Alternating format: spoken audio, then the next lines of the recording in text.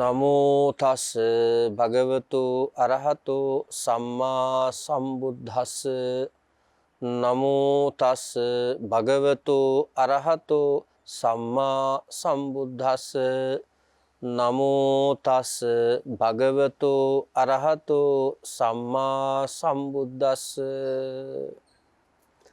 හැම දිනාටම තෙරුවන් සරණයි කියලා අපි මුලින්ම ප්‍රාර්ථනා කරනවා.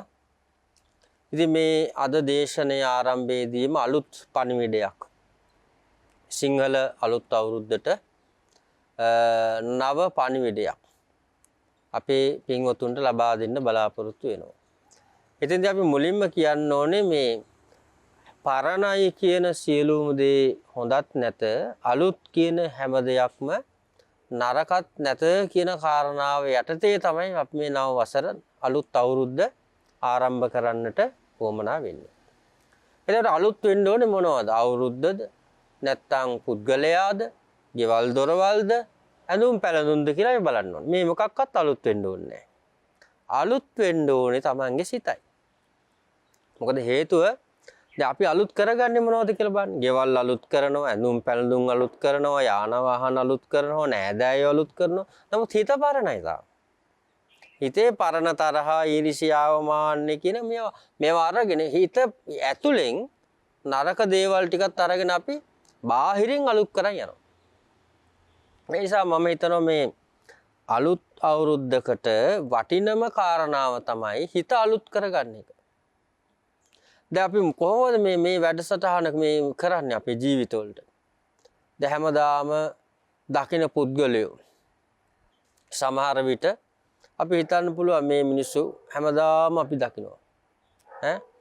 හැමදාම මේගොල්ලෝ අපිට දකින්න හම්බ වෙන්නේ. එතකොට අපි හිතන්න ඕනේ කාරණාවක් තියෙනවා. සාමාන්‍යයෙන් ඕනම කෙනෙකුට මේ ලෝකේ කරන්න පුළුවන් වැඩ දෙකක් තියෙනවා. පළවෙනි එක මොකද්ද? සමාව දෙන එක. දෙක තමයි සමාව දුන්න කියන එකත් අමතක කරන එක. ඔන්න බලන්න වටිනද? වචන දෙකක් තියෙන forgive and forget කියලා කියනවා. forget කියන අමතක කරන. forgive කියන්නේ සමාව දෙන එක. දැන් සමහර අයගේ වැරද්දක් තියෙනවනේ සමාව දීලා නිතර කියවනේ මම මෙයාට සමාව දුන්නා. නැත්තම් මෙයා මෙහෙම යයි මෙච්චර උඩට යයි මෙච්චර දියුණුවේ මං සමාව දීපු නිසා තමයි මෙයා මෙච්චර දියුණුනේ කියලා. දැන් සමාව දීලත් දීපු සමාව පිළිබඳව දුක් විඳින අය කොච්චර ඉන්නවද කියලා බලන්න. ඒ නිසා වැඩක් නෑ සමාව දුන්න කියන එකත් අමතක කරලා දාන්න. ඒක අලුත් වෙන දේවල් මේවා. ඊළඟට අනිත් කාරණාව තමයි වැරදි හොයා ගන්න ඕනේ. දැන් බලන්න මෙතන ඉඳලා බොරුවක් කිව්වත් අර හන්දියට ගිහිල්ලා බොරුවක් කිව්වත් ලෝකේ දියුණු රටකට ගිහිල්ලා අපි හිතමු ජපානයට ගිහිල්ලා බොරුවක් කිව්වත් බොරු කියන අයට කවුරුත් කැමති නෑ. නේද? බලන්න උදාහරණයක් මේ වැරදි කියන ඒවා තේරුම් ගන්න ඕනේ කොතනකදී කරත් ඒක පිළිගන්නේ නැත්නම් අන්න ඒක වැරද්ද. දැන් මෙතන හොරකමක් කරත් වෙන තැනක හොරකමක් කරත් හොරකම් කරන අයට කවුරුත් කැමති නෑ. අන්න ලෝකවජ්‍ය. ඔන්න ලෝකවජ්‍ය කියලා කියන්නේ. කාමයේ හැසිරෙනවා කෙනෙක්. කාමයේ හැසිරුණාට ප්‍රශ්නයක් නෑ. හැබැයි ඕක තේරුම් ගන්න ඕනේ කාමයෙහි වරදවයි හැසිරෙන්න බැරි. බුදුරජාණන් වහන්සේගේ දහමේ වෙන් කළා දීලා දෙනවා ගිහියාට ගිහි සුඛයක් තියෙනවා. පැවිදි සුඛය වෙනයි ගිහි සුඛය වෙනයි. දැන් ගිහියන්ට විවාහ වෙන්න, දරුවෝ හදන්න, රැකී ආරක්ෂා කරන්න මේවට අවවාද දීලා තියෙනවා. එතකොට කාමයේ වරදව හැසිරෙන එක කවුරුත් කැමති නෑනේ. දැන් බලන්න මේ ලෝකවජ්‍ය. හැමෝම හැමෝගෙම ජීවිතයට කැමතියි. සබ්බේ තසන්ති දණ්ඩස්ස. කිසි කෙනෙක් කැමති නෑනේ දඬුවමට. සබ්බේ භායන්ති මච්චුනෝ මරණයට හැමෝම බයයිනේ. අත්තානං උපමං කତ୍වා තමා උපමා කොටගෙන කිසිම සත්වයකට හිරිහැර කරන්න එපා කිව්වා. මේ වලට කවුරුත් කැමති නෑ. දැන් කෙනෙක් කොච්චර මත් වතුර බිව්වත් ඇත්තට මේ මත් වතුර බොන කෙනා තවත් මත් වතුර බොන කෙනෙකුට කැමති වෙන්නේ නැහැ. දැන් හිතන්න තාත්තා හොඳට මත් වතුර බොනවා. තාත්තා හොඳට මත් වතුර බිව්වා කියලා තමන්ගේ දුවට තමන් වගේම හොඳට මත් වතුර බොන බෑන කෙනෙක් හොයනවද නෑනේ.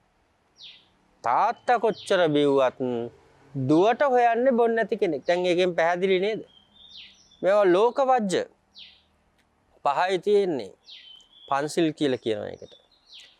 ඊළඟට අපි තේරුම් ගන්න ඕනේ මේ අලුත් වෙනවා කියලා කියන්නේ මේකට පන්නත්ති වජ්‍ය කියලා කොටසකුත් තියෙනවා.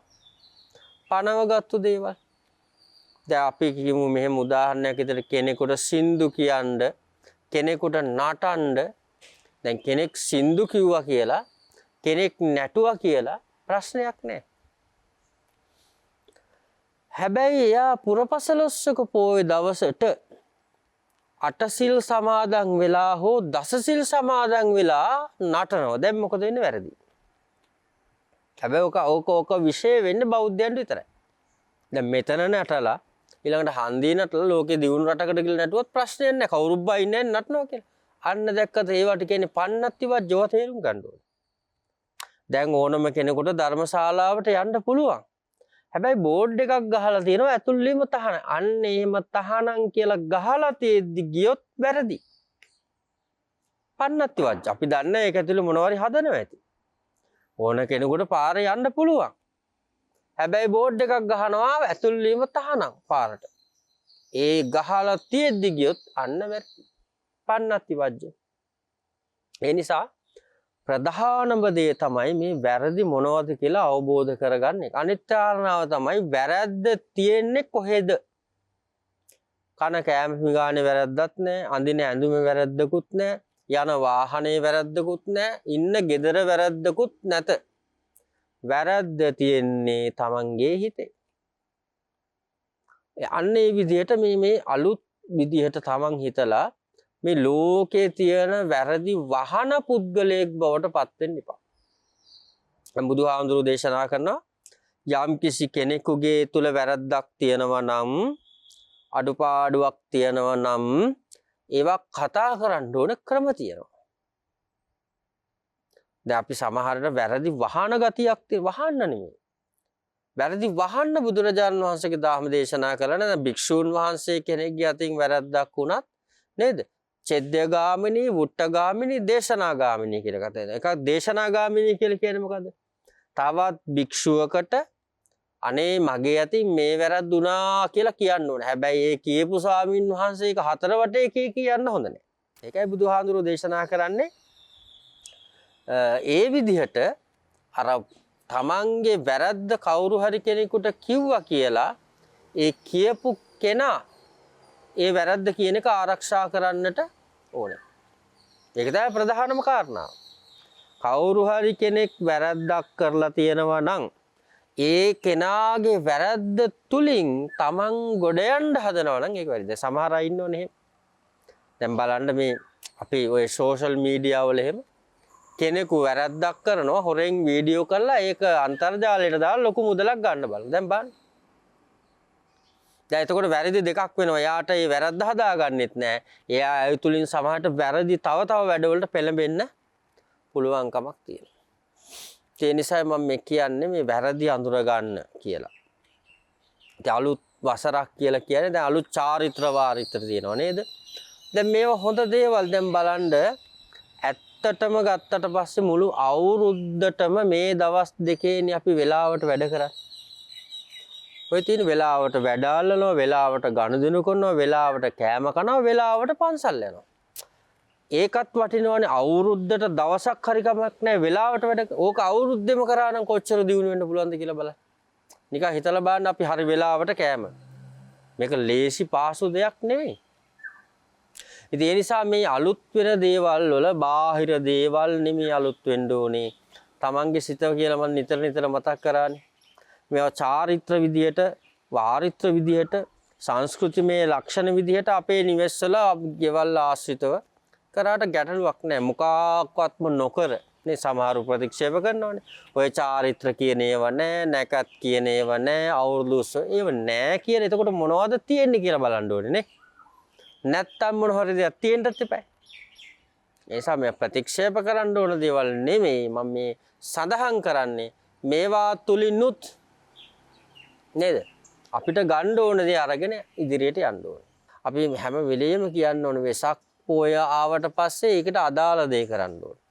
අවුරුද්ද ආවට පස්සේ ඊට අදාළ දේ කරන්න ඕන. දැන් අපි දෙසැම්බර් මාසේ 31 කියලා එකක් එනවා. 31ට අදාළ දේවල් කරන්න. අපි මේ ඔක්කොම පටලගෙන අපි හිතමු සිරීපාදේ කෙනෙක් යනවා අප්පුඩි ගගහ බෙර ගගහ hina වෙවි. එයා සිරීපාදේන. ඊළඟට එයා වෙසක් බලන්න යනවා බෙර ගගහ කෑ ගගහ එයා වෙසක් බලන්න එකක්වත් හරියට වෙන්නේ නැහැ නේද? සිරීපාදේ යන කෙනා ඒ වැඩේ හරියට කරා. ඊළඟට වෙසක් තොරණ බලන්න යන කෙනා ඒ වැඩේ. දැන් මේ ඔක්කොම පටල ගන්න ඔක්කොම. මුහුදු වෙරළට ගියාට පස්සේ අන්න මුහුදු වෙරළේ කරන්න තියෙන වැඩ ටිකක් තියෙනවා. මුහුදු වෙරළට යන්නේ යා නිකන් මේ භාවනා කරන්න නෙමෙයි. ඒ ගිහියට විවේකී තියෙනවා. මම කියන්නේ මේ අවුරුද්දේ අලුත් විදියට හිතන්න නම් වැඩ එකකට එකක් පටලවා ගන්න එපා. ගෙදර දානයක් නම් ගෙදර බණක් නම් ගෙදර පිරිතක් නම් ඒකේ විදිහට කරන්න. බණ පාටි දාන්න හොඳ නැහැ. දාන පාටි. දැන් සමහරු කරන්නේ පිරිත් පාටියක්. මොකද පිරිතේ යනවා එක පැත්තේ කුස්සිය පැත්තේ තව පාටියක් යනවා. එයි එන අය බලනවා එන අය සතුටු වෙන්නේ එන අය දුක් වෙනවා. එන අයගේ හිත හදන්නත් ඕනේ කියලා. දෙන මිනිහෙක් බලන්නේ කන්න මොනවද තියෙන්නේ කියලා නෙමෙයි අහන්නේ මොනවද දාන්නේ බොන්න මොකුත් නැද්ද කියලා. දැන් අපරාධය ඔබ කරන පින්කමක්වත් හරියට කරගන්න සිද්ධ වෙන්නේ නෑ. මොකද පින්කමක් කරත් හිත යටින් දුවනවා වැරදි වැඩකුත් කරා කියලා. මේ හැම තැනකදී මෙහෙමයි. ඉතින් ඒ නිසා මේ අවුරුදු කියන එක වෙනස් වෙන්න ඕනේ කාරණා තියෙනවා. ප්‍රධානම දේවල් ටිකක් මම මේ වෙලාවේ මතක් කරනවා. එක තමයි තමන් ගැන හොයන්න පටන් ගන්න අවුරුද්ද. දැන් අනුන් ගැන හෙව්වා, ලෝකය ගැන හෙව්වා, එහා ගෙදර ගැන හෙව්වා, ගේ හදපු හැටි හෙව්වා, වාහන ගත්ත හැටි හෙව්වා, රජය ගැන හෙව්වා, දේශපාලනය ගැන හෙව්වා, ක්‍රීඩකයෝ ගැන හෙව්වා, නළු නිළිය වගේ වගක් නැහැ. තමන් ගැන හොයන්න පටන් ගන්න. තමන් ගැන හොයන්න පටන් ගන්න කොහොමද? ධර්මයේ තුලින් තමන් හොයාගන්න. බුදුරජාණන් වහන්සේගේ ධර්මයේ තුලින් තමන් හොයාගන්න. තමන් කොහෙද ඉන්නේ කියලා. ඒක පළවෙනි දේ තමයි තමන් හොයන්න ගන්නකොට අනිත් අය ගැන හොයන ප්‍රමාණය අඩු වෙනවා. ප්‍රධානම දේ තමන්. දෙක තමයි ඇහැට දැක්කේ නැත්නම් කනට යම් කිසි දෙයක් ඇහුනෙත් නැත්නම් ඒව තමන්ට අවශ්‍ය දේවල් නේ. අපි බලහත්කාරයෙන් අනුන්ගේ දේවල් හොයාගෙන යන්න ඕනේ. අනුන්ගේ දේවල් අහන්න යන්න ඕනේ. ඒ දේවල් සම්පූර්ණයෙන්ම අයින් කරලා තමන් නිවැරදි ගමනක් යනවා කියන එක දෙවෙනි කාරණාව. තරයේ අදිෂ්ඨානයක් ඇති කරගන්න ඕනේ.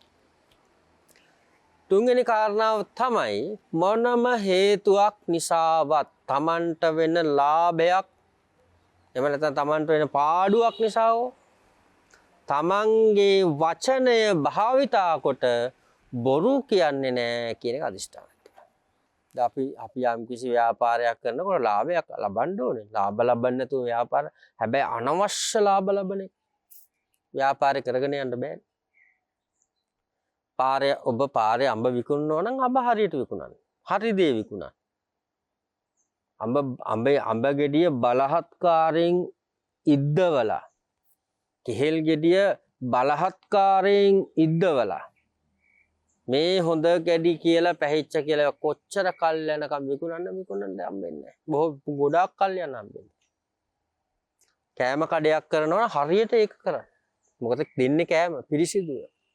හරියට කරලා බලන්න ප්‍රතිඵල නැද්ද කියලා. මේ හැම දෙයකම දෙන සමහර බලන පල්තුරු කඩේ පටන් ගන්නවා මාසය 2යි 3යි හරියන්නේ නැහැ ගැලපෙන්නේ නැහැ ලොස් තුනා කියලා අයින් කළා දාන්න. ටික කාලයි දුවන්නේ ඒක හරියට යන්නේ නැහැ ඒක වැඩි. මේ ලෝකේ හරියට ගියොත් ප්‍රතිඵල තියෙනවද? සමහර තැන් වලින් අන්න බලන්න අහවලා මේ කොණ්ඩේ කැපුවෙක් කරේ. ඔය සැලොන් එකක බාබර් කෙනෙක්. දැන් හાર્ඩ්වෙයාර් එකක අයිතිකාරයෙක්. මිනිහා කොණ්ඩේ කපුවික හරියට කරා. සාධාරණව කරා. අවංකව කරා. යට ඉතින් ඒ අතර තව සමහර අය බලන්නේ මේ මිනිස්සයා දන්න කාලේ ඉඳලම මොකද කරන්නේ? කුලී වැඩ කරනවා. තාමත් කුලී වැඩ කරන්නේ. තාම මිනිහා ඉස්සරහටත් කුලී මිනිහාගේ ජීවිතේ දිනුවක් නැහැ. දන්න කාලේ ඉඳලම කරන්නේ අනුන්ගේ වැඩ. වතු සුද්ධ කරන එක මේ වගේ දේවල්. යට හේතු තියෙනවා. සමහර ඔය බාසුන් හැලා අරන් බලන ඒ කාලේ එයා වැඩ පුරුදු වුණා කොහොමයි පුරුදු වෙලා ගෙවල් හදලා ඊළඟට එයාගේ යටතේ බැම් බාසුන් හැලා 20ක් විතර වැඩ කරනවා. එතන තව සමහර අය ඉන්නව නේද? දන්න කාලේ ඉඳලම අඩුම තරමේ තමන්ගේ හදාගෙනත් නැහැ. හැමදාම රුපියල් 3500ට වැඩ අඩුම තරමේ ඉතුරුවක් කරගෙන නැහැ. ඇයි ඒක හරියට කරේ නැහැ. හරියට කරලා බලන්න. වැඩ ප්‍රධානම දේ ඔබ කරන වැඩේ මොකක් වුණත් මං කිව්වේ පාර අතු ගන්න එක කියමුකෝ. කවදාකවත් හිතන්න එපා අයියෝ මම පාර අතු ගන්න එක මම නිසා තමයි මේ පාර අතු ගෑවෙන්නේ. නැත්තම් මේ පාර විනාශ වෙනවා. අපිරිසිදු වෙනවා. මම තමයි මෙතන මේ පාර අතු ගන්න එකම කෙනා. ඒක අභිමානේ මාන්නේ අයින් කළා දාන්න. මාන්නෙන් වැඩ කරන්නේ අභිමානය කියලා එකක් තියෙනවනේ. Tamanට අභිමානයක් තියෙනවා. Taman මේ දේ හරියට කරා කියලා සතුටු වෙන්න පුළුවන්. දවසක මොහොතක වෙලා තේගේ කාලේ එනවා අපිට හැමෝම. ඒ නිසා මේ දේවල් මේ Taman කරන වෘත්තීය පැත්ත ප්‍රධාන වශයෙන් වෘත්තියට අවධානය යොමු කරන්න අවංක වෘත්තිය කියන එක. Taman ආයතනයක වැඩ කරත් ඒ ආයතනයේ දියුණුව සඳහා අවංකව වෘත්තිය කරන්න පුරුදු වෙන්න ඕනේ. ඒක ගොඩාක් වටින්නේ මේ දේවල්. තමන් ඒ කරන වෘත්තිය අවංකව කරන එක. නැත්තම් සේවකයන්ට බැන ප්‍රධානියට බැන උදේ පාන්දර නැගිටලා මේ කර්ම ගෙවනවා මේවා ඉවරයක් නැද්ද කිය මුළු රටට මුළු ලෝකෙට මෙයා බැන රස හරියන්නේ නැහැ. කාටවත් බනින්න යන්න එපා. කිසි කෙනෙකුට බැනලා තමන්ට දියුණුවක් ඇති කරගන්නට පුළුවන් කමක් නැහැ. දෙවෙනි කාරණාව තමයි මේ වෘත්තීය සම්බන්ධව කවදාකවත්ම තමන් හා සමග වෘත්තීය කරන අනිකා මනින්න යන්න එපා. එයා කරන්නේ නැහනේ. මං විතරක් මොකටද කරන්නේ? අපි තුමු සමහර වෙලාවට අතිරේක වැඩක්. අපි වැඩ කරන ආයතනේ අතු ගාන කෙනා ඇවිල්ලා නැහැ. තමන් හිතනවා දැන් අතු ගාන කෙනා ආවේ නැහැ. මෙතන ඉන්න අනිත් අය අතු ගන්නෙත් නැහැ. මම මොකටද එපා. අනිත් අය වගේ තමන් වෙන්න හදන්න එපා. තමන් ඒකට ඉදිරිපත් වෙලා ආදරයෙන් තමන් ඉන්න ස්ථානෙ පිරිසිදු කරගන්න බලන්න ප්‍රතිඵල දෙනවා මේවල. ඊළඟ කාරණාව තමයි අනුන් වැරදි කරා කියලා තමනුත් වැරදි කරගන්න එපා. දැන් මොකද සමහර කෙනෙක් කොන පුංචි හොරකමක් කරනවා. පුංචි හොරකමක් කරන ගමන් එයා හිතනවා ඕවා මොනවද මේවා මහලුක හොරකම්ද මීට වැඩිය හොරකම් කරන අය ඉන්නවා කියලා කිය පුංචි දෙයක් හොරකම් කරනවා. එතකොට දැන් බලන්න දැන් තව කෙනෙක් ලොකු හොරකමක් කරා කියලා අපි පව් කරගන්නේ. තමන් මේ ලෝකේ ජීවත් වෙන මිනිස්සු තණ්හාවට අධික දාසකමක් තියෙනවා. බුදුහාමුදුරු දේශනා කරනවා තණ්හාවට අධිකයිනේ. ඒ කියන්නේ පාරේ යනකොට කොහේ හරි තැනක අනුන්ගේ වත්තක පොල් ගෙඩියක් වැටලා තියෙනවා. දැන් මේක අත දාලා මෙයා ගන්නවා. ඊට පහුවෙන දවසේ කඩේට ගිහිල්ලා යම්කිසි මුදලක් දීලත් පොල් ගෙඩියක් ගන්නවා. දැන් මේ දෙකෙන් සතුට මොකද්ද මෙයාට කියලා බලන්න. හොරෙන් ගත්ත පොල් ගෙඩිය ගැන හරි සතුටුයි. කඩේට මුදලක් දීලා ගත්ත පොල් ගෙඩිය ගැන සතුටු නැහැ. හරිනම් වෙන්න ඕනේ මම මේක මුදලක් දීලා ගත්තේ. මේ පොල් ගෙඩිය හොරෙන් ගත්තේ. නමුත් හොරෙන් ගත්ත පොල් ගෙඩිය නිසා හරි සතුටක් එනවා. මොකද? සතුටු වෙනවා හරි අමුතු විදියට. බස් එකේ ටිකට් එකක් ගන්න නැතුව ගියාම බලන්න. හරි සතුටක් එනවා. දැන් දුන්නේ ටිකට් එක හොඳයි. කොන්දොස්තර මට අහු වුණා. දුක් වෙන්න ඕන එකට සතුටු වෙනවා. හැබැයි ඒවා යන වෙන ක්‍රම තියෙනවා. හොත්තට බලන්නේ කිසි දෙයක ඉතුරුවක් නැහැ. යනකොට ඇඟට නොදැනෙන්න දෙගුණෙ තෙගුණෙ වෙලා යන්න ගන්නවා. සමහරට ළඟම තියෙන ස්පිරිතාලයකට ගෙවන්නත් වෙනවා. ඔය හතර වටේ තියෙන ෆාමසි වලට දෙන්නත් වෙයි. ආන් ඒ විදිහට තමයි ඒවා දෙන්නේ. ඒ නිසා මේවා අවුරුද්දක් කියලා ඉන්නේ මේ කැවුම් ටිකක් කාලා ඉසතෙල් ගාලා චාරිත්‍ර වාරිත්‍ර නෙමෙයි. මෙන්න මේවා හදාගෙන යන්න ඕනේ. දියුණුව කියන්නේ ඒකට. ඊළඟ කාරණාව තමයි තමන්ගේ සන්තෝෂය. දැන් අපි හැම වෙලේම හිතන්නේ අනිත් අයගේ සතුට පිළිබඳවනේ. තමන්ට රෙදි කෑල්ලක් අරගෙනත් නැහැ. තමන්ට බේත් ටිකක් අරගෙනත් නැහැ. තමන් බඩ පිරෙන කෑම ටිකක් කාලත් නැහැ. මුළු ජීවිත කාලෙම කරේ රස්සාව කරපු එක. මුළු ජීවිත කාලෙම රස්සා කර කර අනිත් අයට කන්න දුන්නා, අඳින්න දුන්නා, බෙහෙත් දුන්නා.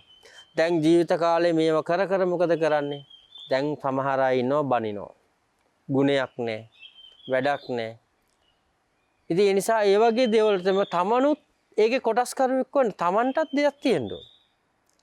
දැන් අපි මහා පින්කමක් කරලා ඒ පින්කමේ ඔක්කොම පින් ටික මියගිය ඥාතීන්ට අනුමෝදන් කරාම තමන්ට පිනක් නැහැ. බුදුහාමුදුරු දේශනා කරන්නේ තමන් ප්‍රධානයි. මේ පින්කම කරන්නේ මට පින් සිද්ධ කරගන්න තමයි මේ පින්කම කරන්නේ. පසුවට ඕන කෙනෙකුට දෙන්න පුළුවන්. රස කෑමක් හම්බුනා නම් තමන් ඒකේ කොටසක් ගන්න ඕන. කාලා බලන්න ඕන. ඒකට හේතුව තමයි දැන් සමහර අය පින් කරගන්නේ නැහැ. අනුන්ට පින් කරවන්න බලාගෙන ඉන්නවා. ඉතින් තමන් කරගත්තු පිනකුත් නැහැ. ඒ නිසා හිතන්න ඕන ඊළඟ කාරණාව තමයි තමන් ප්‍රධාන පුද්ගලයෙක්. හැම දෙයක්ම ලැබෙන්න ඕනේ තමන්ට ලැබුණට පස්සේ. ආත්මාර්ථකාමී සිතුවිල්ලක් නෙමෙයි.